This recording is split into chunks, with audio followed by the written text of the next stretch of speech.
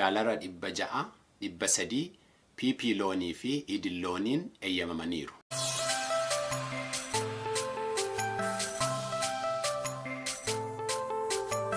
Akkam jirtu mareen stimulus cheekii isa lammaffaa eda galgala xumurame.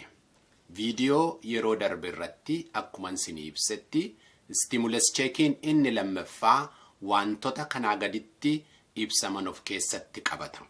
Tokkoffaa direct payment yookaan immoo kallattiidhaan kafaltii namaaf kafalamu daalara 600 of keessatti qabata. Yeroo darbe stimulus check isa tokkoffaa keessatti kallattiidhaan daalara 1200 kan namaaf kafalamee ture.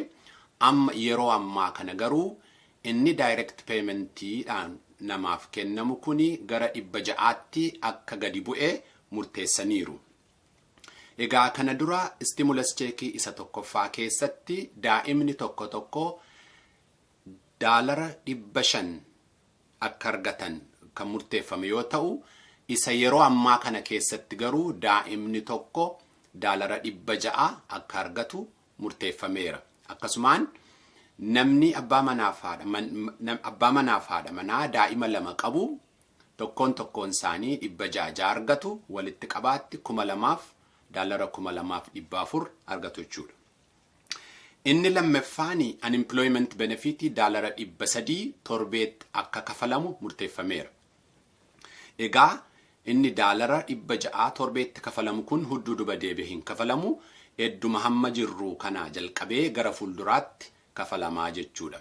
Akkuma beennu unemployment benefit namoota baay'ee jalaa December 26 kana jalqabee akka dhaabate beekamaadha.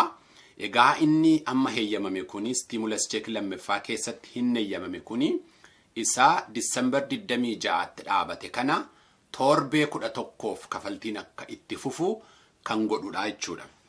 Inni sadaffaan PPP loan isa jennudha. PPP loaniin egaa akkuma beennu warra daldala qabaniif yookaan immoo warra hojii dhuunfaa qabaniif maallaqa kennamu yoo ta'u, yoo akka seerrisaa jedhutti fayyadamuu dandeenye liqii ta'uunsaa afeetoo tola ta'a jechuudha.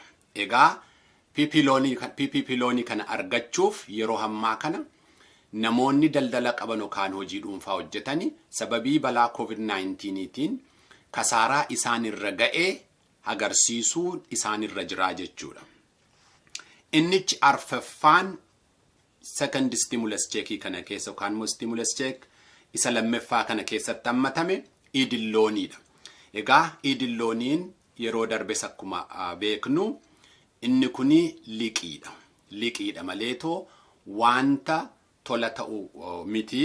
Egaa kana fakkaata kafaltii kana isicha direct payment yookaan immoo daalara 600 sana nama tokkoof kafalamu saa ta'u isicha PP loonii kanaaf idil loonii kana argachuuf maaltu nu barbaachisa, appilikeeshiniin isaa attamitti guutama isa jedhu amma yoonaatti ibsa hin godhamne. Akkuma nu gayeetiin odeeffannoo kanas nus isiniin geenya.